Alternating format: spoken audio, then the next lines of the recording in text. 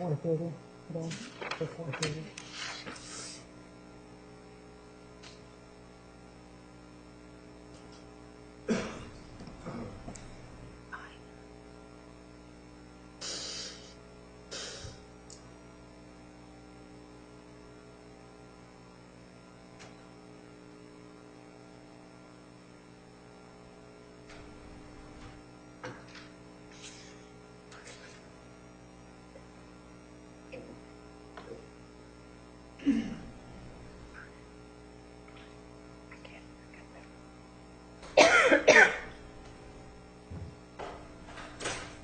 All right.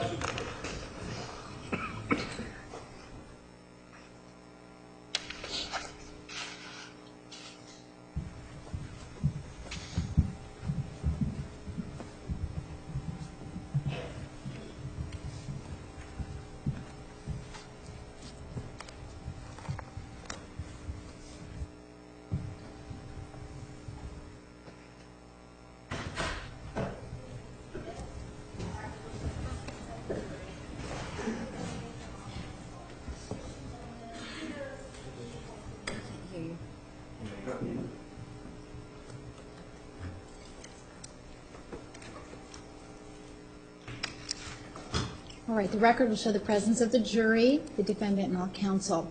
Ladies and gentlemen, Juror 3 has been permanently excused. Mr. Martinez, you may continue. And when we left off, we were talking about the January 21, 2008 allegation by the defendant. Do you remember that? Yes. And there are no reports whatsoever from her to anybody about that alleged incident. Objection beyond the scope of the juror's question. Overruled. That's correct. And she didn't tell anybody, right?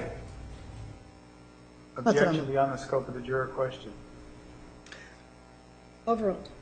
Not that I'm aware of. And ma'am, one of the things we were also talking about was the telephone call between Mr. Alexander and the defendant on May 10th of 2008. Yes, sir. And you found it significant that Mr. Alexander mentioned a girl, right? Objection is beyond the scope of the question. Overruled.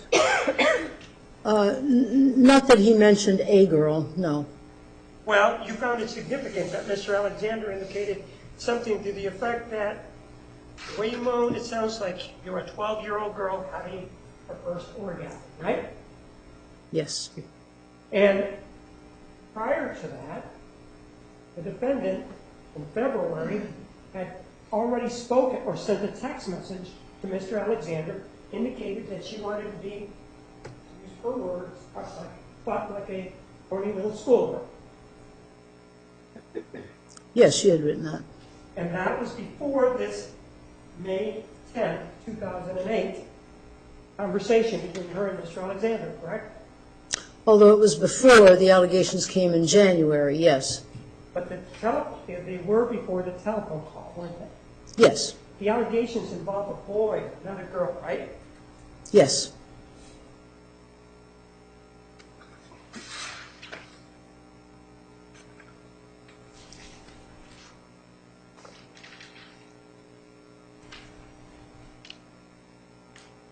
One of the things that you talked to us was about this Reagan Housley. Remember her? You remember on direct examination talking about Reagan Housley? Yes. Objection, this is beyond the scope of, he's asked about what she said on direct examination. Approach.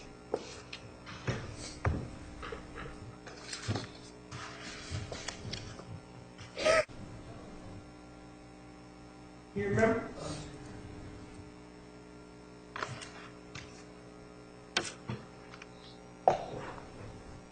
Do you remember talking to us about Reagan, in response to questions by defense counsel, talking to us about Reagan Housley and a conversation that she had with Mr. Alexander where he allegedly said something about a gun and something about a noose? Do you remember that? About making conversations about killing himself, yes. And you specifically said Housley, Reagan Housley, didn't you? Yes, it was three people. It was Mr. Hughes, Reagan Housley, and Shatanya Lay. But you specifically mentioned Reagan Housley when you spoke to defense counsel. Yes, I did. And in that conversation with Reagan Helmsley, Mr. Alexander was complaining about certain things, wasn't he? Objection is beyond the scope.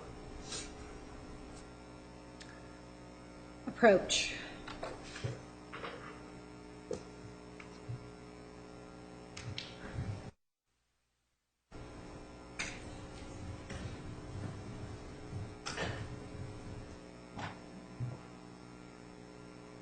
Isn't it true that in that same conversation that you're talking about, where Mr. Alexander discusses suicide, according to you, with Reagan Helmsley, that he was also talking about the defendant?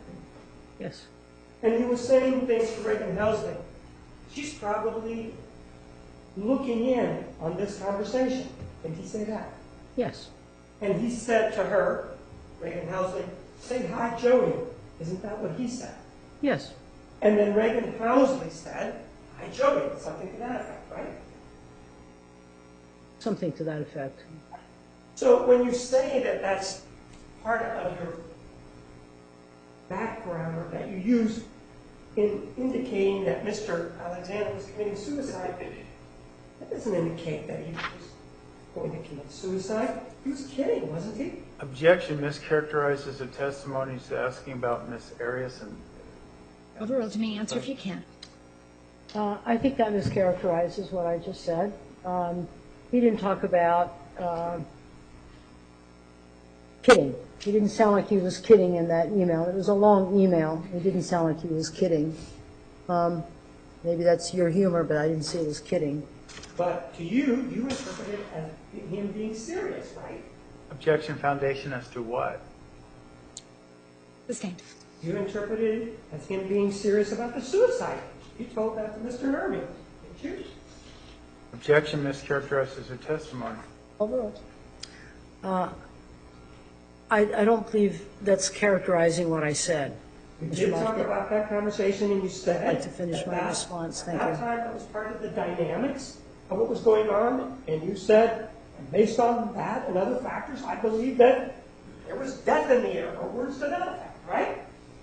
Objection mischaracterizes her testimony. She never said death in the air. Overruled. You may answer. No, that's wrong. I didn't characterize death being in the air. I didn't say that. I said it was a parallel process. They probably didn't know that that was going on. Mr. Alexander had communicated to other people in March, I believe it was, to Mr. Hughes when he was feeling that he was. That's beyond the scope of the question. She's Overruled. You may continue. Thank you. Where he was talking about in March, he had written to Mr. Hughes because the March or April, because the relationship with, he was hoping that would materialize with Miss Mimi. It didn't. She said she just wanted to be friends. And he wrote a specific email and said, I fucked my life, something to that effect, and he wanted to kill himself. And then again wrote an email to Ms. Shatanya Lay, which was another woman he was texting, and another to Reagan Housley, that he had said it to 3 different people about wanting to kill himself. I don't think that's joking. I didn't perceive it as that. It didn't sound like he was joking. The people that responded to him were not ha-ha. They were not laughing. They took it serious as well. You didn't perceive it as joking, and you took it seriously and testified that you thought that because of all these forces, he was going to seriously contemplating suicide, right? Again, I think that mischaracterizes what I said. What I indicated was that Mr. Alexander had communicated at different points in time to different people about suicide. I took it serious. I didn't think it was kidding. So you're saying that you took it seriously based on what you read, that Mr. Alexander was contemplating suicide, right? Objection mischaracterizes her testimony. She says he was. Overruled. You may answer. Again, what I said was that Mr. Alexander had communicated to different people at different points in time and indicated that he was going to kill himself, shoot himself, tie a noose. He indicated that he was, that his life, he had messed up his life. Those weren't his words, those are my words. He messed up his life. And you took it seriously, right? Objection, ask and answer. She's never testified to the characterization. Overruled. You may answer. I was just making an observation of him reporting to different people at different points in time in 2008 that he was suicidal. He was thinking about that. And He did that in May. Allow me to finish, please. He did that in May. He did that in March and April.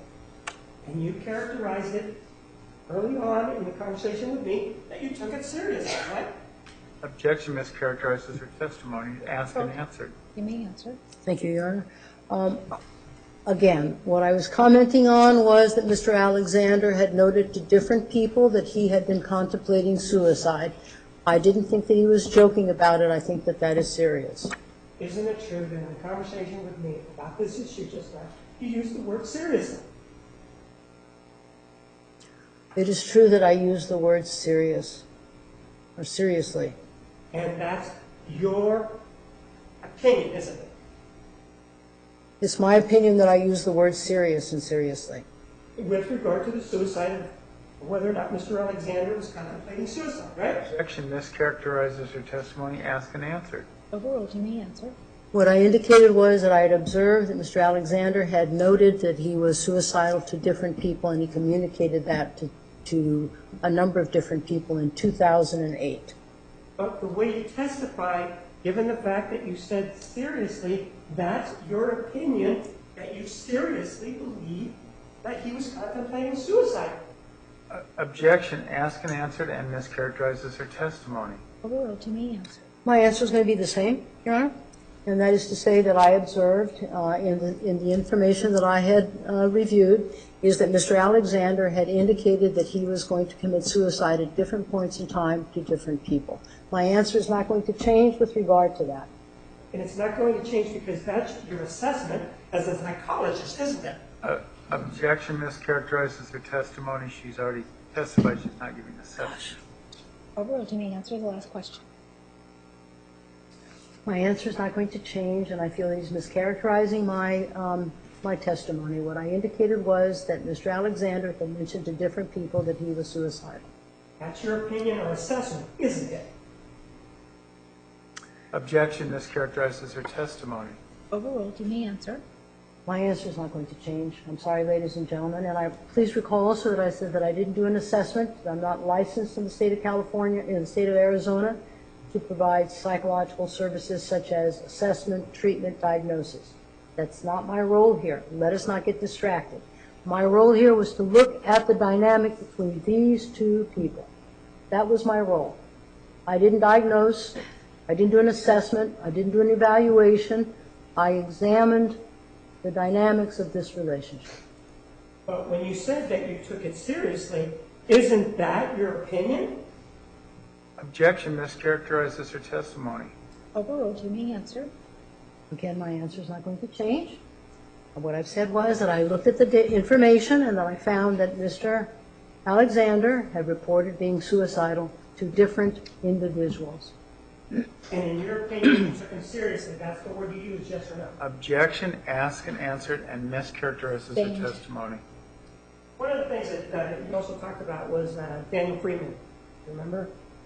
Spoke to Mr. Nervy in this portion of proceedings about Daniel Freeman. Objection beyond the scope of the juror's question. Overruled. Yes. And in fact, one of the things that we heard from Daniel Freeman, you used it to indicate that when Mr. Alexander was with Daniel Freeman and Desiree Freeman, that he seemed open and that he seemed like there was a relationship between him and Miss Arias. You remember talking about that? That again is a mischaracterization. What I said, it was Miss Freeman, not Mr. Freeman, who was talking about that. It was Miss Freeman who said that she had noticed that change and that she had asked her brother, Mr. Freeman, what's happening here? In which he said, it's complicated. So it was Miss Freeman who noted that change in Mr. Alexander, not Mr. Freeman. But you did indicate something. What did you indicate about Daniel Freeman? Go ahead. Characterize it for me. What I had indicated about Mr. Freeman was that he was the gentleman that Mr. Alexander traveled with Mr. Freeman. He didn't travel with the Hugheses. He traveled with Mr. Freeman and his sister. And it seemed that he was more open with regard to his relationship with Miss Arias, with Mr. Freeman. He wasn't hiding it like he was with the Hugheses. He traveled. They went to different trips together. And in fact, when he traveled with Mr. Freeman, isn't it true that Mr. Freeman was traveling as a chaperone because Mr. Alexander did not want to be alone with the defendant? Objection. Vouching mischaracterizes her testimony and it's beyond the scope of the question. Approach, please.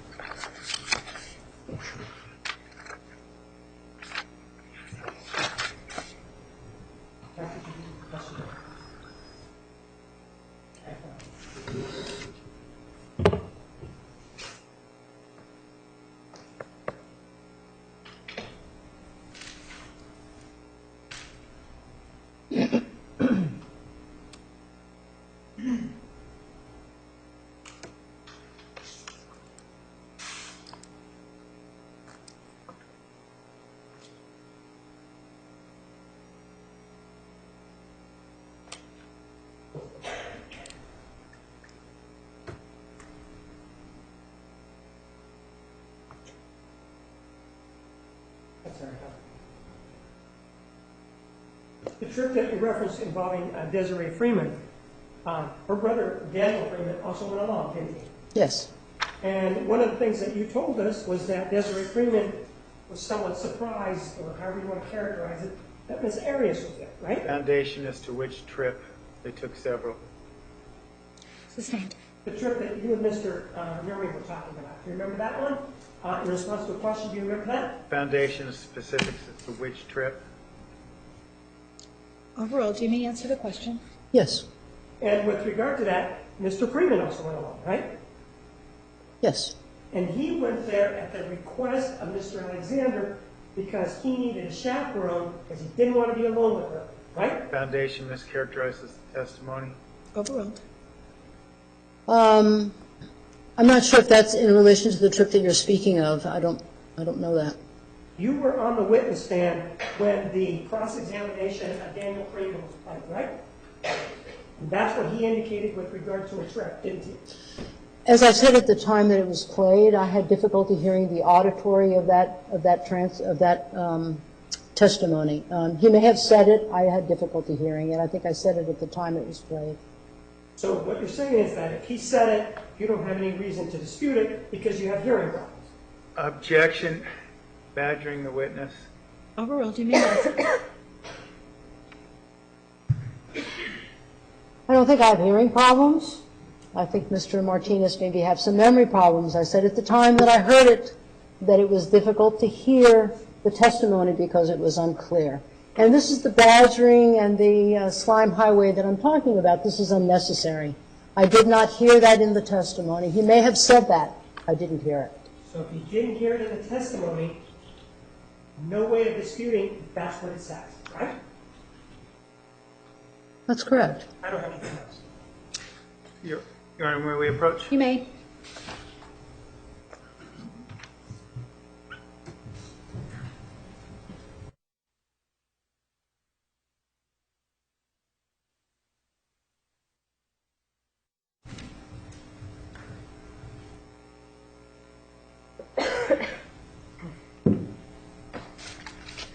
Doctor, I just have one. Okay? And I promise, I think it'll be an easy one.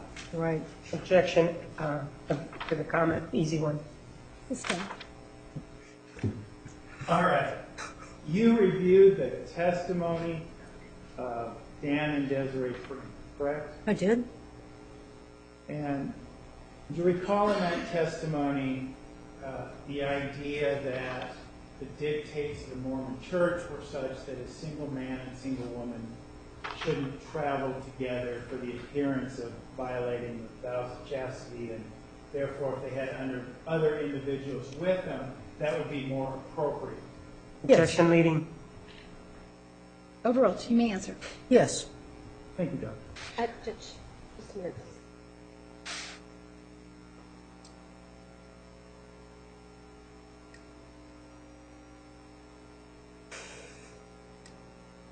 Thank you, Doctor. You may step down. All right, Excuse me? you are excused. Ladies and gentlemen, no trial tomorrow. No trial tomorrow, so you will need to return on Monday. Monday at 9:30. Please remember the admonition. Are there any questions? Thank you. You are excused. Have a nice evening.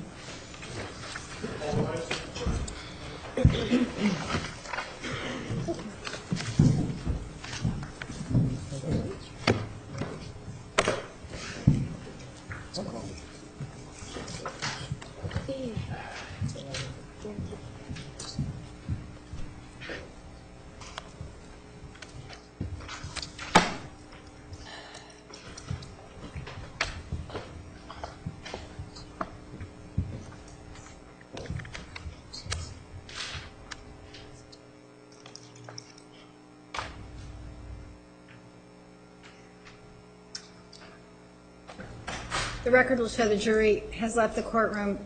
Ms. Wilmot, were you able to reach Mr. Neumeister? I was, Judge, and he is not available tomorrow to start the hearing. He is available, the hearing on Thursday, and he is available for an interview at, I think he's 10 a.m. on Friday. All right. 9:30 on Thursday. Yes, 9:30 on Thursday. All right, anything else from the state?